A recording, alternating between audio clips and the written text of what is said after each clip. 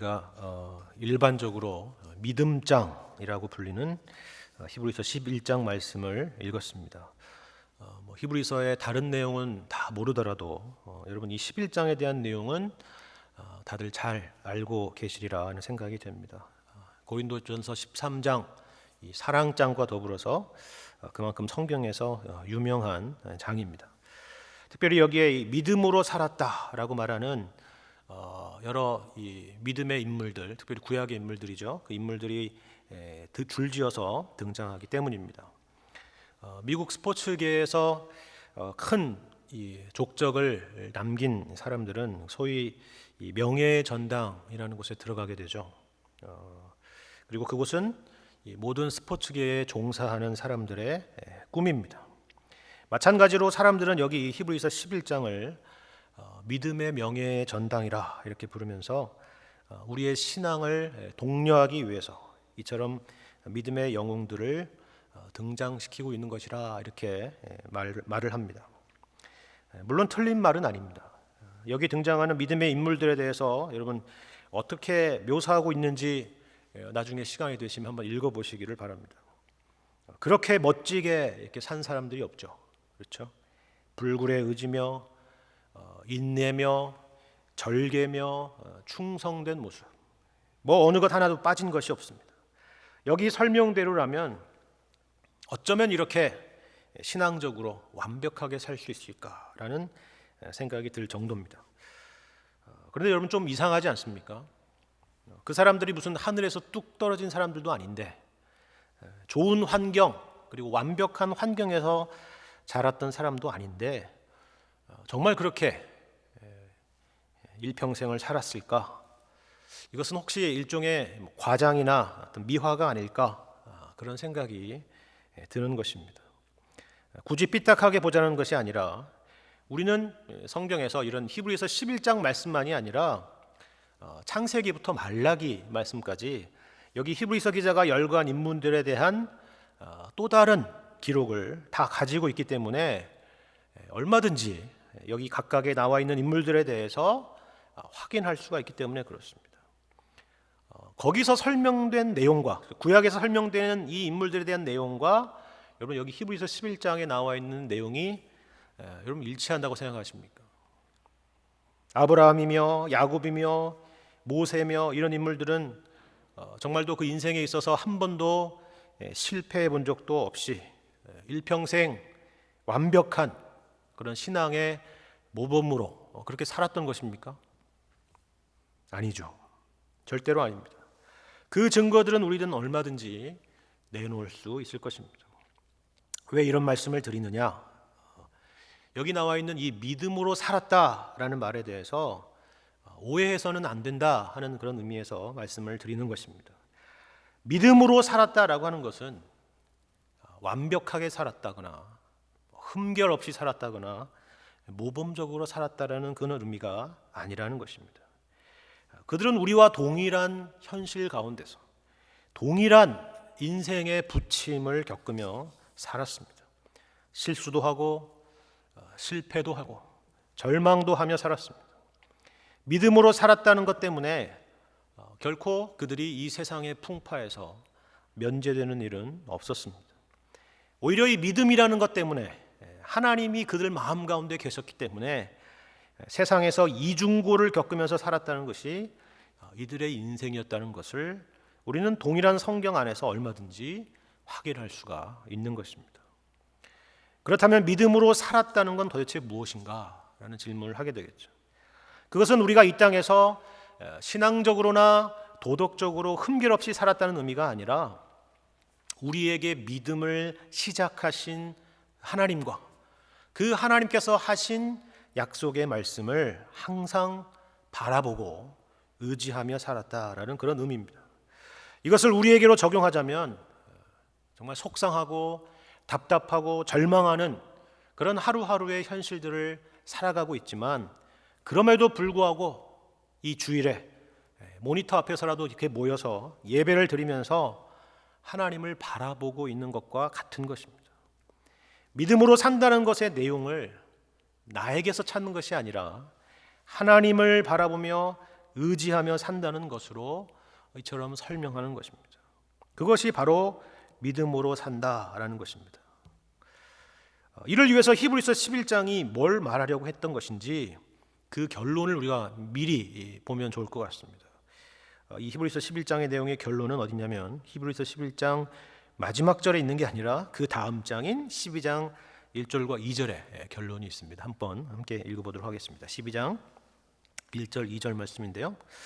1절에 이러므로 우리에게 구름같이 둘러싼 허다한 증인들이 있으니 모든 무거운 것과 얽매이기 쉬운 죄를 벗어버리고 인내로써 우리 앞에 당한 경주를 하며 라고 말합니다. 여기서 이러므로 라는 것은 결론이라는 의미죠. 앞에 있던 11장의 내용에 대한 결론이라는 의미입니다. 이러므로 우리에게 구름같이 둘러싼 허다한 증인들이 있다라는 말은 여기 11장에 열거된 그런 인물들에 대한 것이겠죠. 그런데 주목할 것은 이 사람들이 하나님은 이처럼 우리가 믿을 만한 분이시다라는 것을 삶으로 증언하는 증인들로 등장하는 것이지 주인공으로 등장하지 않는다 하는 사실입니다. 인내로써 우리 앞에 당한 경주를 하자라는 말은 우리가 주 안에서 소원하고 바라는 현실이 우리 눈앞에 당장 나타나지 않는다는 말일 겁니다. 하지만 뭐라고 하죠? 이 경주를 해내자 하는 것입니다. 그러면 이 경주를 어떻게 하는 것인가? 이어서 2절의 말씀을 보면 믿음의 주요 또 온전케 하신 이인 예수를 바라보자. 그는 그 앞에 있는 기쁨을 위하여 십자가를 참으사 부끄러움을 개의치 아니하시더니 하나님 보좌 우편에 앉으셨느니라 라고 말씀합니다. 믿음의 주요 또 온전하게 하시는 이인 예수를 바라보자 하는 것입니다. 어떤 경주, 여러분 어떤 싸움인지 아시겠습니까? 바라보는 싸움입니다. 바라보는 싸움. 우리의 초점을 놓치지 않는 그런 싸움입니다. 그러면 누구를 바라보는 싸움이냐? 바로 예수를 바라보는 싸움이라 하는 것입니다. 예수가 누구냐? 믿음의 주요 또 온전하게 하시는 이라 하는 것입니다. 여기서 주라는 것은 우리가 통상 생각하는 로드, 그런 주인이라는 단어가 아니라 창시자, 파운더라는 그런 의미입니다. 우리에게서 믿음을 시작하신 분이라 하는 그런 의미입니다. 여러분 기억하십니까? 시작이라는 의미를 담고 있는 그리스어로 아르케고스라는 단어입니다. 여기 온전하게 하시는 이라는 것은 이 믿음을 완성시키실 분이라는 그런 의미입니다. 마찬가지로 그리스어로 완성이라는 의미를 담고 있는 텔레이오테스라는 그런 의미입니다. 그런 단어입니다. 우리에게서 믿음을 시작하신 예수님께서 우리의 믿음을 결국 마침내 완성시키실 것이다. 그 믿음으로 살아가야 된다. 현실은 답답하고 절망스럽고 앞이 보이지 않는다 할지라도 우리 안에 믿음을 시작하신 예수를 끝까지 바라봐야 된다. 그것이 바로 믿음으로 산다라는 것의 의미라 하는 것입니다. 여기 등장하는 믿음의 선진들이 무슨 세상적으로 대단한 인생을 산 것도 아니고 대단한 업적을 남긴 것도 아닙니다. 넘어지고 또 넘어진 자리에서 하나님의 은혜로 하나님과 그분의 약속을 바라보면서 살았을 뿐입니다. 그리고 이것이 바로 우리가 가야 될 믿음의 길이라고 말씀하고 있는 것입니다. 그런데 여기서 우리가 동시에 기억해야 될 중요한 내용은 또한 이것입니다. 믿음으로 살았다 하는 것입니다. 믿음으로 살았다. 살아내었다 하는 것입니다. 지난주 보셨던 말씀과 같이 나의 의인은 믿음으로 말미암아 살리라 하는 것입니다. 살리라. 믿음이라는 것은 피상적이거나 관념적이거나 추상적인 것이 아니라 실제로 살아내는 것이라 하는 것입니다. 살아내야 하는 것이라 하는 것입니다. 우리가 믿음에 대해서 오해하는 것 중에 하나가 사실 이것이라 생각을 합니다. 우리는 믿음이라는 것을 우리가 지금 겪고 있는 현실의 고통을 벗어나게 해주는, 그것을 면제해주는 어떤 신비한 힘 같은 것으로 이해하곤 합니다. 제가 믿음으로 기도했으니 이제 이 눈앞에 있는 우리 현실에 있는 이 문제가 사라지게 될 줄 믿습니다. 와 같은 그런 식의 기도와 같은 것이죠. 여러분 그렇습니까? 전혀 그렇지 않습니다. 여러분, 기도하고 시험을 보면 갑자기 시험 문제의 답이 눈앞에서 이렇게 떠오르고 그러신가요? 그렇지 않습니다. 믿음으로 기도하면 여러분 인생의 문제들이 눈 녹듯이 해결되는 그런 일들을 경험하십니까? 그렇지 않습니다. 믿음으로 그와 같은 인생의 고달픈 현실들을 감당하고 그리고 믿음으로 견디고 그리고 믿음으로 살아내는 것입니다. 이것이 사실 히브리서에서 강조하는 중요한 내용 중에 하나입니다. 그리고 특별히 11장에서 여러 이 믿음의 인물들을 열거하는 이유입니다. 그렇게 우리도 믿음으로 살아야 한다라는 그런 강조인 것입니다. 그리고 이것이 바로 오늘 나와 있는 1절과 2절의 말씀을 이해하는 열쇠입니다. 여러분 1절, 2절 말씀 제가 다시 한번 읽겠습니다. 오늘 11장 1절, 2절 말씀.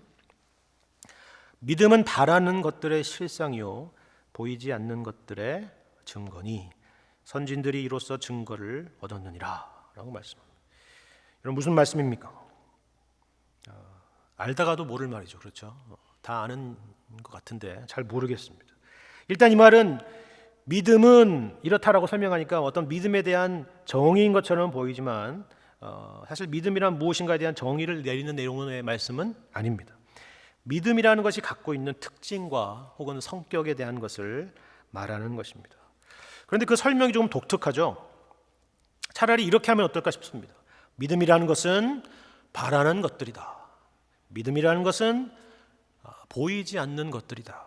이렇게 얘기하거나 아니면 반대로 믿음이라는 것은 실상이며 증거다. 이렇게 하면 우리가 오히려 무슨 뜻인지를 알겠는데 이 두 가지를 다 섞어 놓으니까 도무지 이게 뭘 말하는 건지 잘 모르겠는 겁니다. 믿음은 바라는 것들의 실상이요 보이지 않는 것들의 증거다. 하지만 이것이 사실 우리가 믿음 생활을 하면서 실제로 경험하고 있는 양면성입니다. 한번 생각해 보시기 바랍니다. 일단 우리는 허상을 믿고 있는 것이 아닙니다. 막연함을 가지고 우리는 믿는다라고 말하고 있지 않습니다.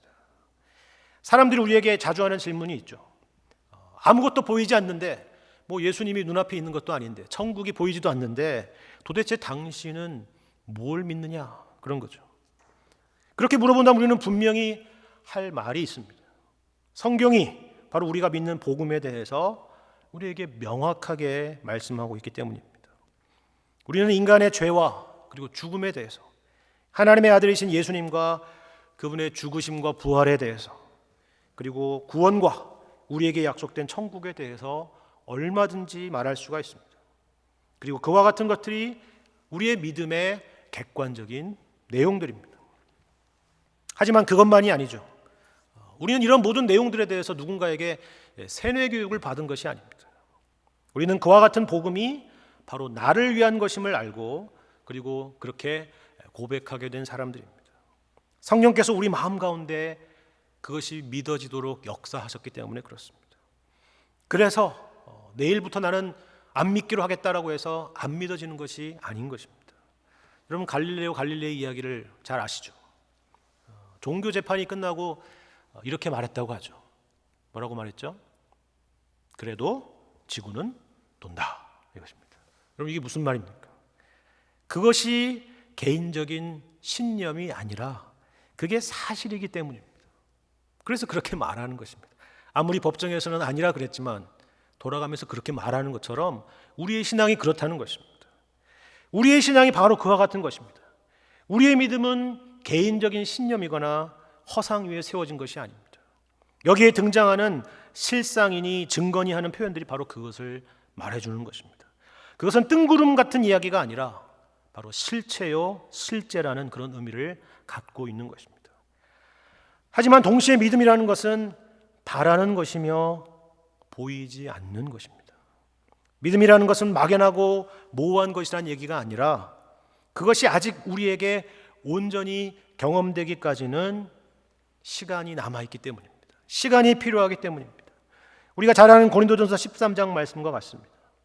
우리가 지금은 거울로 보는 것 같이 희미하지만 그때에는 얼굴과 얼굴을 대하여 볼 것이고 지금은 우리가 부분적으로 알지만 그때에는 주께서 나를 아신 것 같이 온전히 알게 될 것입니다. 그렇죠. 믿음은 그러니까 이 두 가지의 긴장 사이에서 이 땅에서 살아가는 것입니다. 그날을 바라보며 주님이 말씀하신 것, 주님이 약속하신 것, 주님이 옳다고 하신 것을 믿으며 살아가는 것입니다. 그리고 그렇게 살아가는 것이 특별한 것이 아니라 바로 오늘 본문 11장에 나와 있는 우리 믿음의 선진들의 삶의 내용이었다라고 말하는 것입니다. 그들은 그 약속된 미래를 다만 멀리서 바라봤을 뿐만이 아니라 그것을 오늘로 끌어다가 살아갔다 하는 것입니다. 여러분 나중에 구체적으로 살피겠지만 여러분 한 가지 예만 들어볼까요? 우리 히브리서 11장 7절의 말씀 한번 보시기 바랍니다. 노아에 대한 얘기입니다. 어떻게 설명되고 있는지 여러분 보시길 바랍니다. 11장 7절 말씀. 믿음으로 노아는 아직 보이지 않는 일에 경고하심을 받아 경외함으로 방주를 준비하여 그 집을 구원하였으니 이로 말미암아 세상을 정죄하고 믿음을 따르는 의의 상속자가 되었느니라 라고 말씀합니다. 여러분 무슨 말인지 아시겠죠? 노아가 받은 하나님의 심판과 구원의 말씀, 그것은 노아에게 있어서 너무나도 분명한 실상이요 증거지만 동시에 그것은 아직 보이지 않는 일이었다는 것입니다. 하지만 노아는 그것을 믿는 것에서 그치지 않았다라고 말하죠. 이게 중요한 것입니다. 그 두 가지의 긴장 속에서 하나님의 말씀을 따라 뭘 했다고 말하죠? 실제로 방주를 준비했다는 것입니다.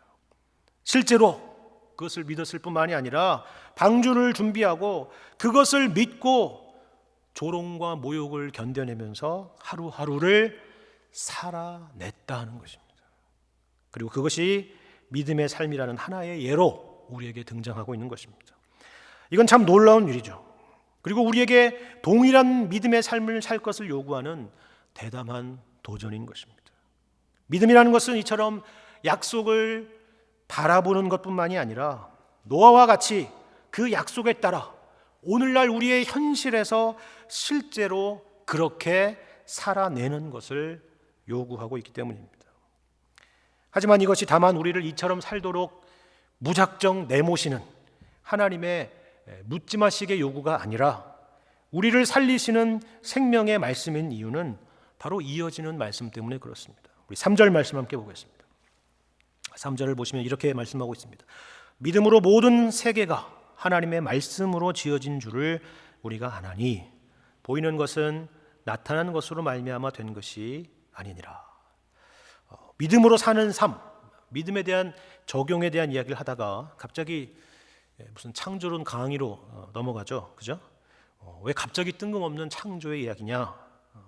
우리 생각에는 흐름상을 여러분 보자면 사실 1절과 2절에서 바로 4절로 넘어가야 자연스러워 보입니다. 그런데 갑자기 이 3절의 말씀이 등장하면서 창조의 이야기가 등장하고 있는 것입니다. 왜 그렇습니까? 물론 이 말씀은 창세기에 나와 있는 말씀이고 창세기 1장에 등장하는 말씀입니다. 그리고 창세기는 여러분 알다시피 성경에서 제일 먼저 순서에 있는 그런 성경입니다. 그런데 여러분 창세기를 누가 썼습니까? 창세기에 등장하는 노아가 쓴 것도 아니고 창세기에 등장하는 아브라함이 쓴 것도 아니고 야곱이나 요셉이 쓴 것도 아닙니다. 창세기의 시대에 산 사람이 아니라 출애굽 시대에 살았던 모세가 쓴 것이 창세기입니다. 그렇죠. 여러분 모세가 누구입니까? 모세는 이스라엘 백성들을 애굽에서 구원했던 사람입니다. 그러면 왜 모세는 출애굽기부터 쓰지 않고 창세기도 썼을까요? 그 이유야 당연히 하나님께서 창세기도 쓰라고 하셨으니까 썼겠지만 생각해 보자는 것입니다. 여러분 출애굽기 여정들을 여러분 여정에 대한 그런 말씀들을 여러분 읽어보시면 한 가지 흥미로운 사실을 발견할 수 있을 것입니다. 어떤 내용이죠? 출애굽한 이스라엘 백성들, 그러니까 얼마나 좋은 일입니까? 애굽의 압제에서 그들이 자유를 얻어서 구원을 받았으니까 좋은 일입니다. 근데 그 출애굽한 이스라엘 백성들이 그 출애굽 여정 내내 불평하더란 말이에요. 그 내용들이 다양하지만 그 불평을 한마디로 요약하자면 이런 것입니다. 이러려고 우리를 구원하셨습니까? 하는 것입니다. 물론 하나님 앞에 직접 한 게 아니라 모세에게 그렇게 했죠. 이러려고 우리를 구원했는가 하는 것입니다. 소극적으로 보자면 우리가 애굽에서 있을 때 더 잘 먹고 더 잘 살았다 이런 것입니다. 적극적으로는 과연 하나님께서 약속하신 것이 어디 있느냐 하는 것입니다. 하나님께서 여기에 모세를 통해서 답을 하시는 것입니다. 그것이 바로 모세의 오경이고 창세기의 말씀입니다. 여기서 그들의 질문에, 그들이 마음속에 가지고 있었던, 그들의 불평 가운데 있었던 그런 질문에 구체적인 답을 하는 것이 아니라 더 본질적이고 더 근원적인 답을 하는 것입니다. 다시 말해서 너희를 구원하신 하나님이 누구신가 하는 것입니다. 그분은 이스라엘 백성들을 애굽에서 구원하신 하나님이실 뿐만이 아니라 온 우주 만물을 창조하신 하나님이시라 하는 것입니다. 그분은 그들을, 이스라엘 백성들을 애굽에서 구원하신 야훼 하나님이실 뿐만이 아니라 온 우주 만물을 창조하신 엘로힘의 하나님이시다라는 것을 설명하는 것입니다. 너희라는 존재와 생명을 있게 하신 하나님이시다. 그것이 바로 창세기요, 창세기 1장이며 오늘 히브리서 11장 3절에서 인용하고 있는 그 내용인 것입니다. 다만 기독교 창조론을 이야기하려는 것이 아니라 우리를 구원하신 하나님이 바로 이 세계를 있게 하신 하나님이요, 우리의 존재와 생명의 근원이라 하는 것입니다. 그러니까 우리를 구원하신 하나님이 다만 애굽에서 우리를 구출해낸 하나님 정도가 아니라 창조주 하나님, 우리의 존재와 인생의 출발점이요, 유일한 권위요, 절대적인 가치요, 우리가 영원토록 믿고 신뢰할 만한 분이시다 하는 것입니다. 태초에 하나님이 천지를 창조하시니라. 보이는 것은 나타난 것으로 말미암아 된 것이 아니니라. 오직 하나님만이 무에서 유를 만드시고 없는 것을 있게 하시는 분이시라 하는 것입니다. 성경은 우리의 구원도 이와 마찬가지로 일종의 하나님의 창조 행위라고 말하죠. 죄로 인해서 잃어버린 생명, 우리 안에 없는 생명을 예수 그리스도를 통하여 다시 만들어내셨기 때문입니다. 우리가 죄악과 절망 가운데서도 소망을 가질 수 있는 이유, 그것은 바로 하나님께서 무에서 유를 만드시는 창조의 하나님이시기 때문에 그렇습니다.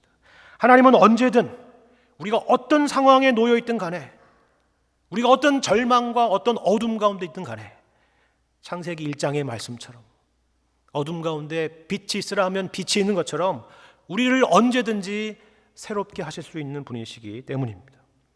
믿음으로 산다는 것이라는 것은 바로 이 창조의 하나님, 이 구원의 하나님을 믿고 살아가는 것입니다. 하나님께서 하신 말씀이 우리의 머리로는 다 이해가 되지 않고 납득되지 않아도, 그 결과가 당장 내 눈앞에 나타나 보이지 않는다고 해도 하나님이 세상을 창조하신 만물의 주인이요 주권자이시며 예수 그리스도를 십자가에 못 박아 죽이시기까지 우리를 사랑하시고 구원하신 분이시기 때문에 우리는 그 하나님을 언제든 믿을 수 있으며 또 그분께 앞으로도 우리의 인생의 전부를 맡길 수 있다 하는 것입니다. 그것이 바로 믿음으로 산다라는 것의 의미인 것입니다.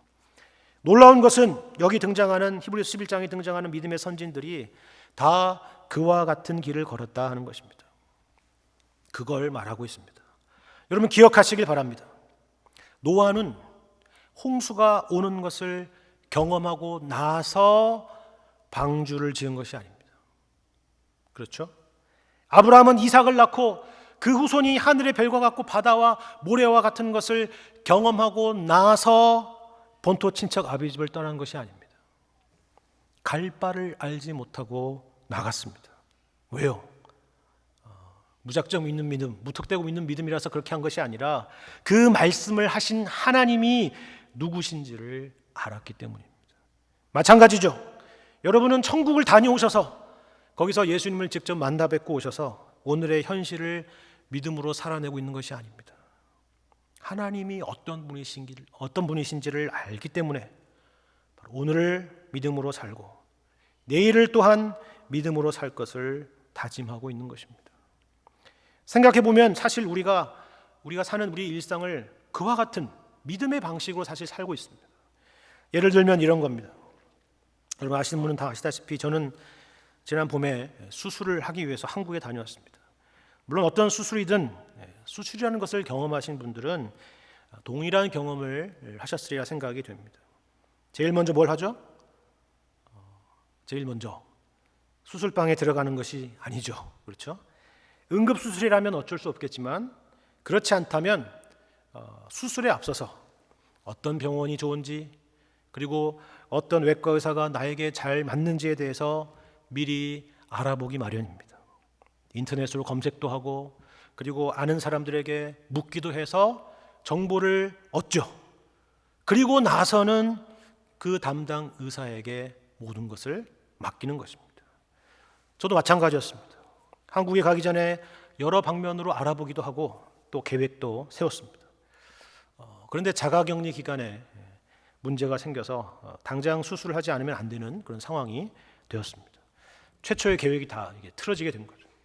하지만 다행히도 고향에 있었던 병원에 의사 친구가 있어서 도움을 받았습니다.